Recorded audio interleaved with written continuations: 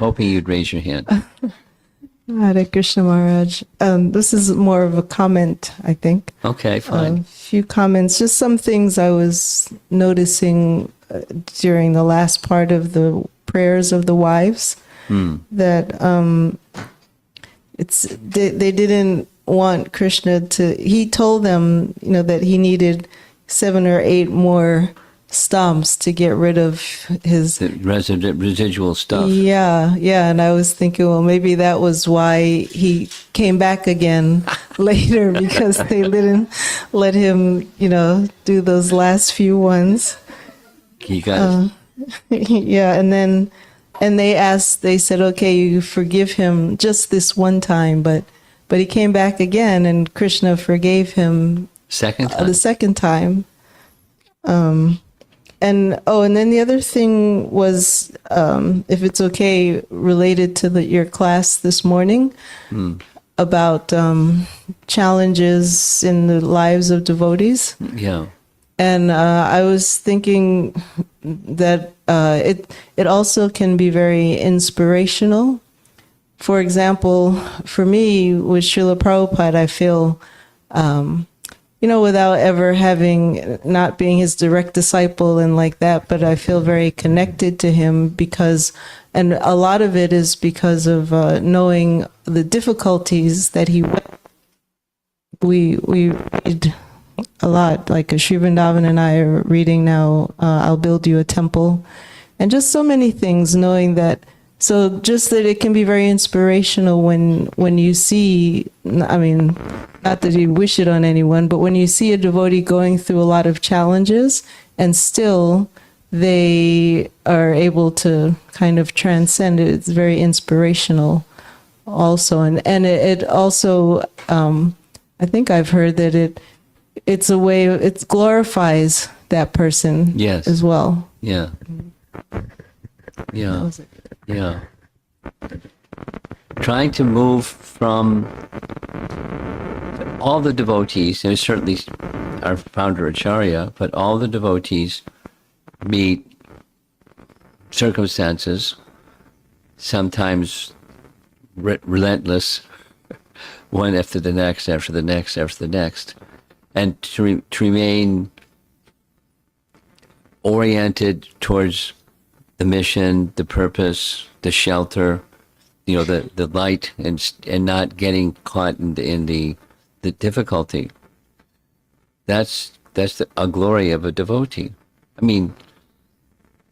One may see that, one may not see that, but it's the glory of a devotee that they continue somehow or another. Yeah.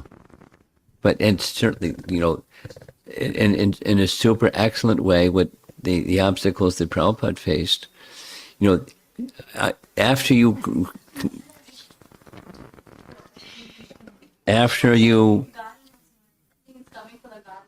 he wants the garland.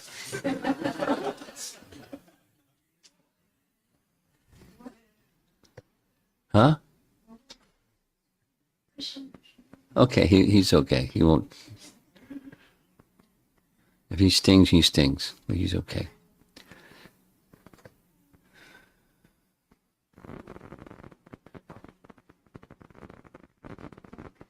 Yeah. 2 other books. At least, maybe 3. You and Sri Vrindavan. The Shama Sundar's book, Chasing Rhinos with the Swami. He's a good writer. Guru Das, his book. Vishaka's book, she's a good writer. And what she went through, is so well written. And it's so honest and transparent, and each of the challenges that where she came from. Anyway, she came from a wealthy family, but mom and dad were atheists. And her brother was brilliant communist. And the school that she went to, they were just like vicious people. The girls, vicious. Put her down. And there's just and on and on and on. And anyway, the difficulties she faced, and look what she's doing now. And she's still writing these very elevated. Someone just sent me something she wrote recently. There's like a little paragraph. So from atheism to becoming a devotee, and everything that went with it. The values of the time, and so on and so on. It's very inspirational, these devotees and their appreciation of Prabhupada. In ways that are just like you wouldn't know if you didn't read these literatures. There's not in Lilamrita. There's things that these devotees express that's not in Lilamrita. Anyway, I'm agreeing with you. Okay. You have something. Over here. Microphone. Pass the microphone, please.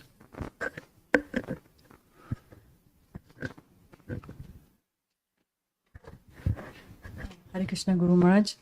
I was just marveling at how Kaliya, who was almost on the verge of death, and had it not been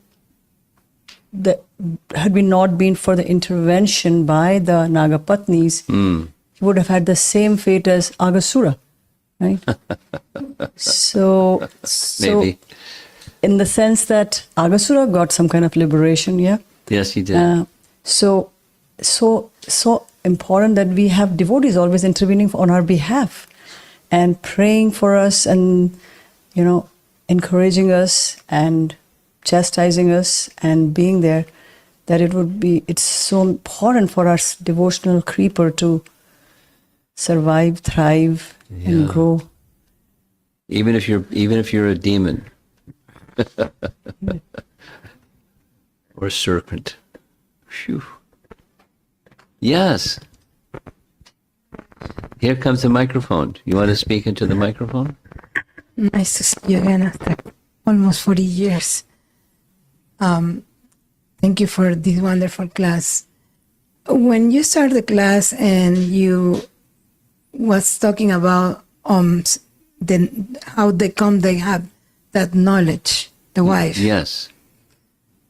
Then Srila Prabhupada say so many times about mercy. About? Mercy, kripa. Mercy. Yeah, and I think it's only because the mercy of Krishna, because we already have the knowledge, we're born with that, right? That the wife got automatically developed in the heart that knowledge to defend the husband, to pray to Krishna for the husband, just by mercy. And the other thing is that I think Kaliya was very lucky that he was married, because the wife saved him. Oh, he was lucky guy. Then, and it is very fortunate somebody have a wife, A qualified wife. Yeah. Yeah, can save, his wife can save him. Yeah, and then it's just, I think, mercy, because we say we're born with the knowledge, right? Well, I didn't object, but now I'm going to object. Yeah, but knowledge is covered with ignorance. Our true knowledge is there, a treasure chest, covered by ignorance. Layers and layers and layers and layers, and with locks on the treasure chest. So to release that inherent knowledge, it's not just, wave a magic wand and touch it on somebody's head and that knowledge comes out. It's not how it happens. It's not. So how it does happen consistently there has to be someone who has that, and they awaken that which is forgotten. The principle is guru, but aside from the title, it's a function. It's someone you can't access that which is intrinsic without that assistant. Someone touching your heart and cleansing and opening and reminding you of what you have forgotten. Here's a little Prabhupada story. What you like Prabhupada stories, right? Yeah, okay. This I heard from Satsvarupa Maharaj, who was present, so I take it as, it's accurate. Once upon a time, there was a little center at 26 Second Avenue. You've heard of 26 Second Avenue. So, 3 nights of the week, kirtan, lecture, kirtan, prasadam, and people would go home. And then the kirtan started to get really lively. So it was kirtan and dancing. And then little lecture, little prasadam, and more kirtan.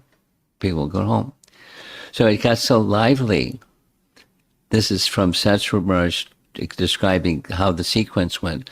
Brahmananda, like humongous body person, powerful speaker and, charismatic person, asked Prabhupada, is it okay? This is so nice. Is it okay if we can take this outside into the public?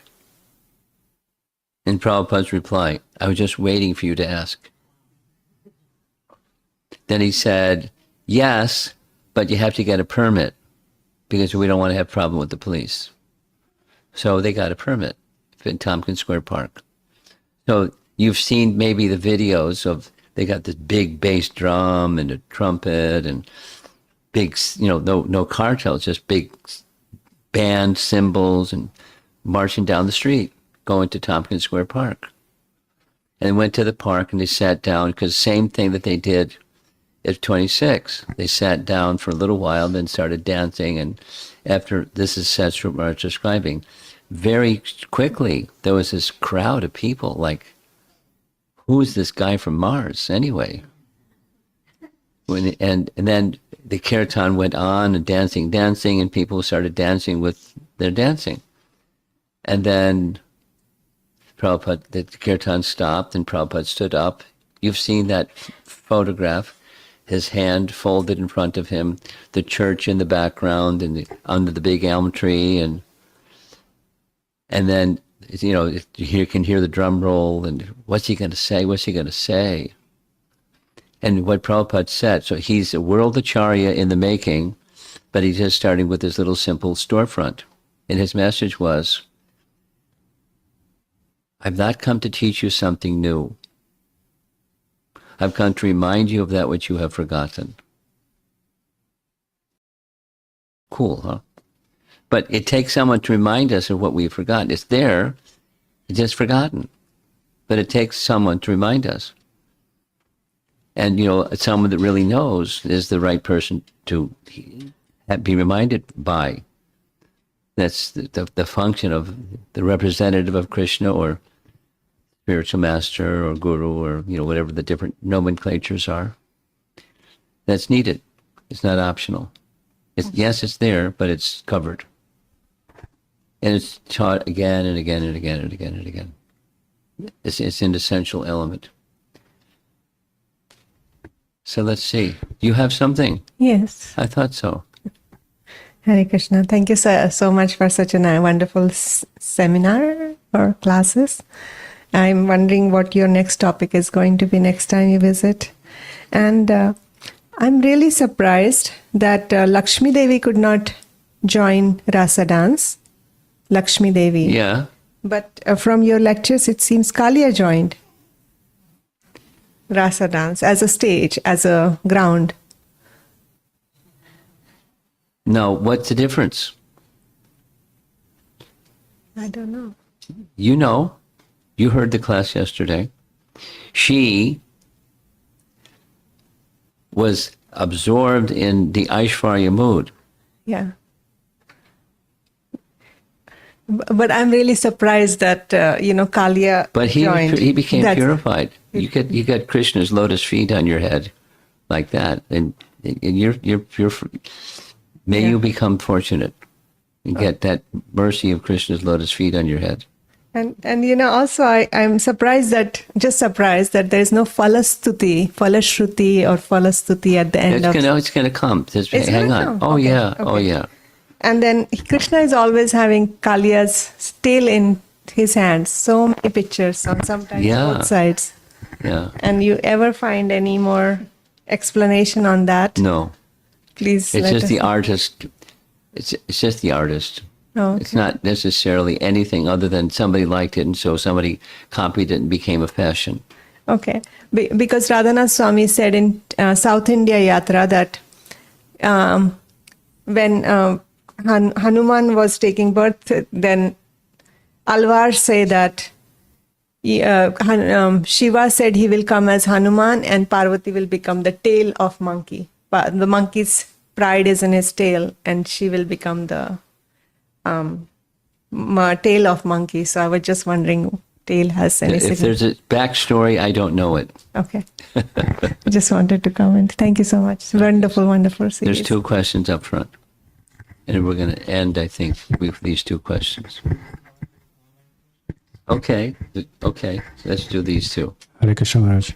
Maharaj, I was thinking, listening to the prayers, that it seemed to me, and again, this is, I'm sure it's a mistake maybe, but those prayers were very much on the Jnana platform. Yeah. And they were like, because there was a motivation behind Nagapatnis to save their husband. And you mentioned they are pure devotees. So I was thinking, how is that Well, related? pure devotees can, let's be careful. Pure devotees can have abundant knowledge. Let's give some names. Jiva Goswami.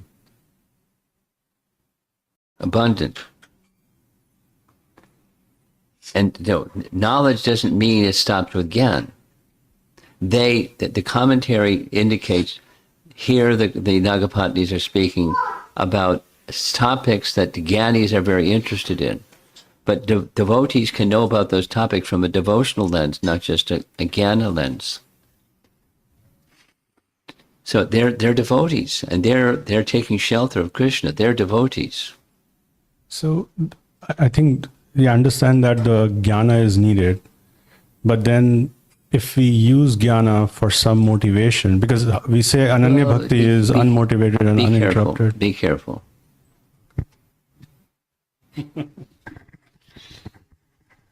They're not just manipulating their gift of knowledge to get Krishna to do what they want. They have a want. It's not a full transcendental want. They're wives, but they're dedicated to their husband, and they see him. Their prior discussion was they were thinking, oh, this fellow. But now they've understood he's become a Vaishnava, and so recognizing that he's become a Vaishnava, they want to save him. They want to protect him.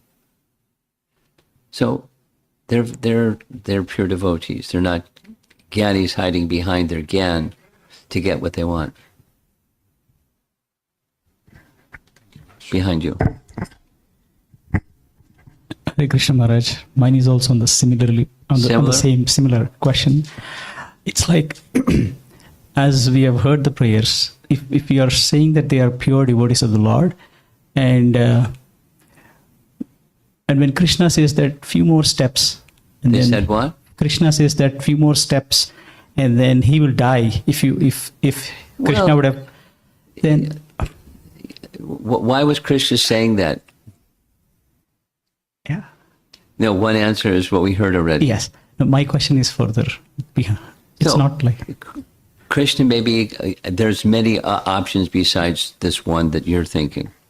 One option is he could just be testing. And their response is not a rejection of the test, but it's their passing of the test. so. Maharaj, is it okay if I interrupt? Yeah, sure. My question is, like, the argument that they have given is like, okay, if he dies, then we will be husbandless, and then we will be harassed by the other non-devotees, non-devotee serpents. That's the explanation. Yes, we will be harassed by the other. So, how do we understand the heart of a devotee? Are they asking to save him just so that they will not be harassed? Because Kaliya had an opportunity to go back to Godhead, right? He's not been killed by some other demon. He's been killed by Lord Krishna himself. And he's almost at the verge of getting liberated. So, as a devotee, are you not letting him go back to Godhead? But are you trying to see, if he's not there, then we'll be harassed by other serpents? How do we understand their heart? You better heart? have a discussion with your wife about this topic. I'm trying to understand, is it the nature of the female?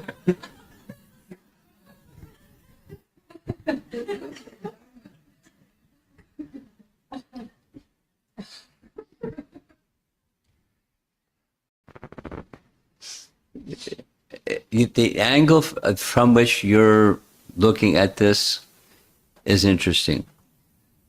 And one could make a case, you're making a case, they're not pure devotees. They're devotees, but they're not pure devotees.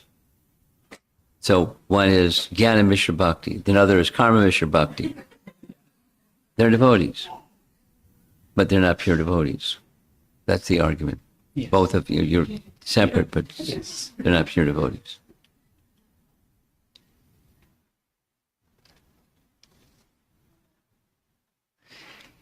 Look at the answer that he gives.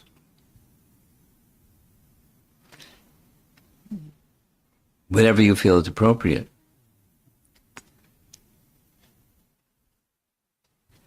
And he didn't say, if you want, I heard you say to my wives, I needed 6 or 7 more or 8 more stomps on my head.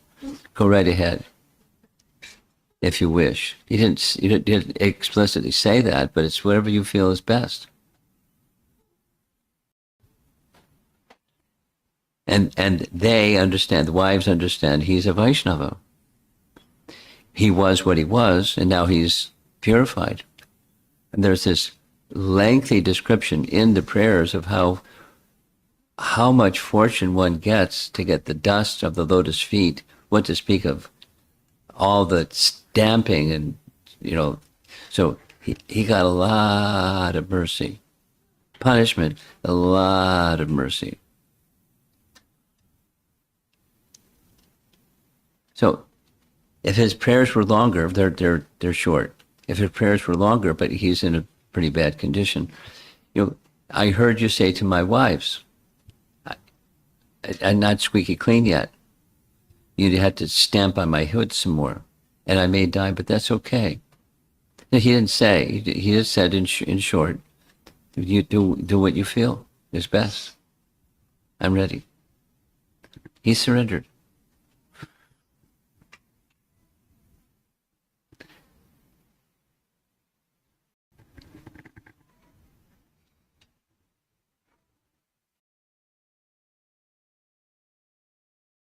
So one can make an argument for their pure devotees.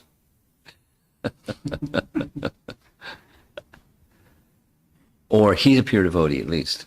He's become a pure devotee. And they may have their mix of interests. Not fully what Krishna wants.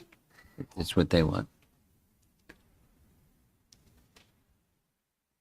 Okay? Thank you, Maharaj. You satisfied? Yes, Maharaj. Till Can I tomorrow, ask you you're one more satisfied. You'll come up with something else, I know. Yeah.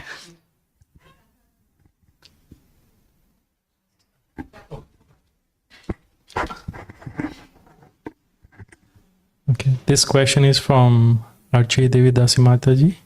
Hare Krishna Guru Maharaj, can you kindly explain a little more about Kaliya's past life and why he got snake's body? Hey, stay tuned for tomorrow or to Sunday morning. And she further says, is devotees association work only when one is interested in progressing spiritual path? No. Because it didn't work for Kalia, even though it he certainly worked for Kalya. The premise is it definitely worked for. It's the wrong premise. And Krishna can give his mercy to whoever he likes, without a permission slip. He can give to whoever he likes. Okay. Someone, Ragambika?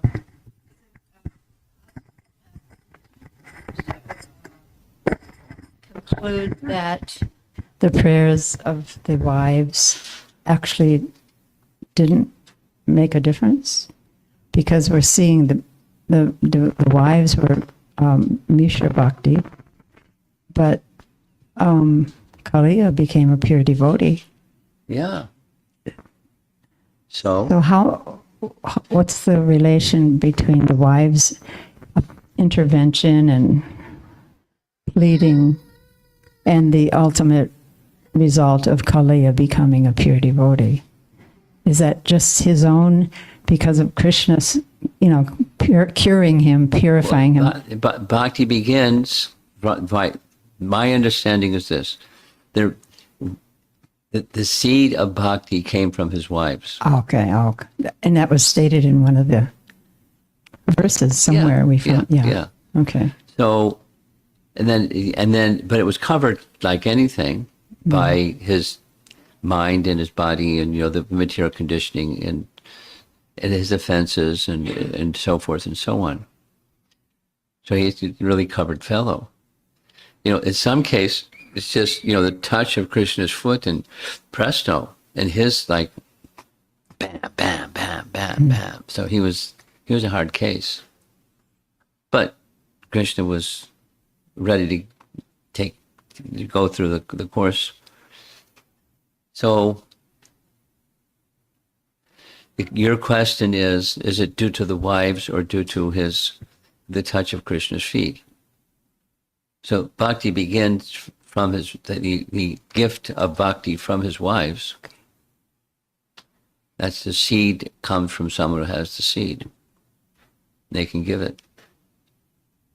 And then growing the seed, Krishna grew the seed. So he heard what the wives said. It's not like he was able to hear.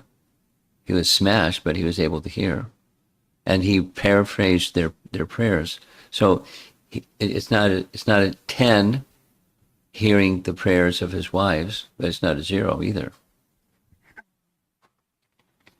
And the fullness of the mercy was the touch of Krishna's lotus feet.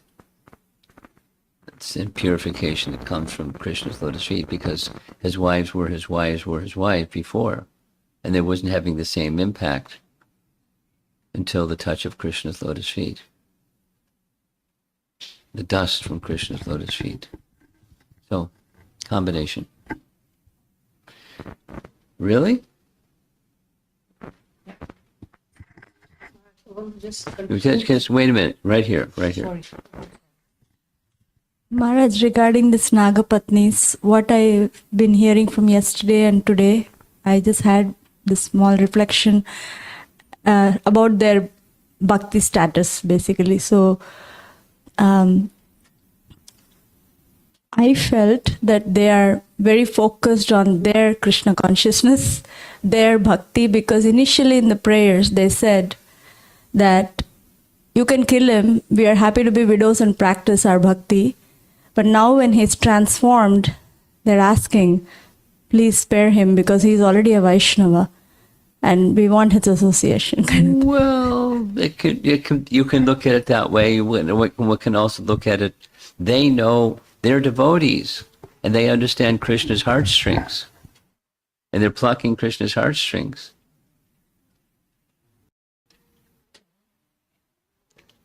You have something. I was just going to, continuing from what Mother Ragatmika was saying, that whether or not Nagapatnis made any difference, because the concluding verse of Shukadev Goswami is, thus praised by the Nagapatnis, the Supreme Personality of Godhead released the serpent Kaliya, who had fallen unconscious, his heads battered by the striking of the Lord's lotus feet. So because the Nagapatnis were praising him, and then Krishna released Kaliya, and Vishwanath Chakravarti Thakur says that Krishna, upon reaching his decision, Read it slowly. You speak fast.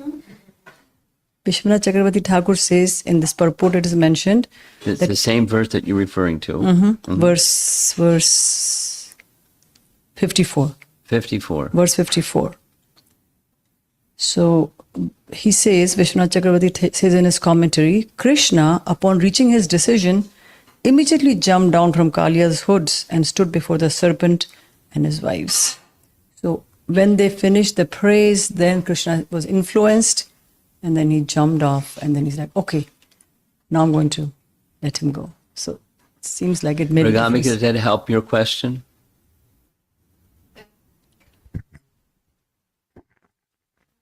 Or it brings another question on top of the other question.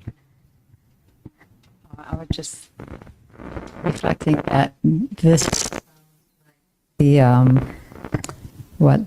promise that for a devotee, 10 generations past and 10 generations forward are saved because of one devotee practicing Krishna consciousness. So the wives had that effect, planting the seed, So just our being in a family, a seed is planted in all the family members just by thinking of us, even though we're mixed devotees. I'm sorry, I brought it to another whole. One last thing, and I'm going to end because aren't you glad that I had a short class so we had all this nice discussion?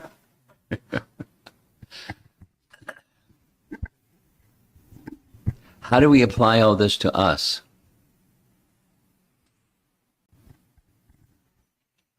And each of us began our Krishna consciousness by something, the association with a devotee that gave us Krishna bhakti in one form or another. Maybe prasadam, maybe a book, maybe kirtan, maybe so many maybes. And then little bit. And so then what about the deliverance? The coming to the stage of perfection and progressing towards that stage. So it's a combination.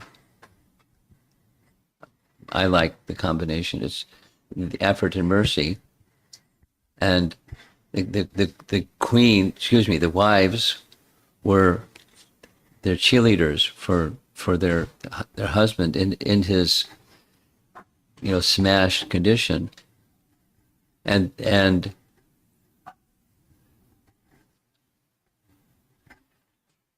were they motivated? Seems like they were motivated. But they were able to move Krishna from the hoods to standing in front of him to do what they wanted, what they were wishing for him to do. And he did. And then Kaliya offered his prayers, etc. So it's a combination. I like the combination concept. I'd like to end, if that's okay, because we'll take I'd you. just like to tell something to him, to this devotee, about the wife. Why they don't let her liberate? Because it's a nectar in devotional service.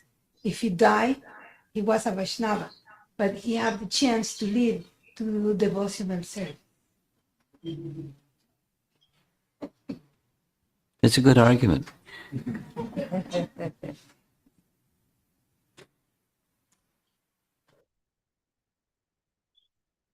So the wife are pure devotee. Don't Be the Prabhupada.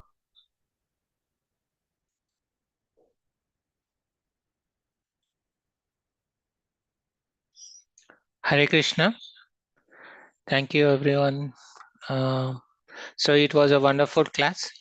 I felt like Maharaj, when he answers, he not only answers to the question, but he also tries to address what the person internal concern is also, some things like that. So I feel like asking a question is like a mercy that we are receiving from Guru Maharaj. So very nice. I would like to ask anybody for sharing their reflections or any comments or questions.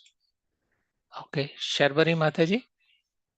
Hare Krishna Prabhu, a very nice question answer session as you already mentioned. I mean, each and every questions that were asked and the answers that Maharaj was providing. Particularly, I like the first question that was raised by Mataji, that all these great personalities, they face so much of difficulties, and these difficulties actually become inspirational to us. So actually, Prabhupada, for what all the struggles he faced in his life and to practice Krishna consciousness, that actually endears us to him. So that part I liked very much. And also Maharaj said that this bhakti beej needs to be given to us by someone who is in this spiritual line. So it is actually this group from where I got this bhakti beej. So immense gratitude to Shamkund Prabhu and many others in this group for that. Thank you, Prabhu. Hare Krishna. Thank you very much, Mataji. Thank you. Anyone else?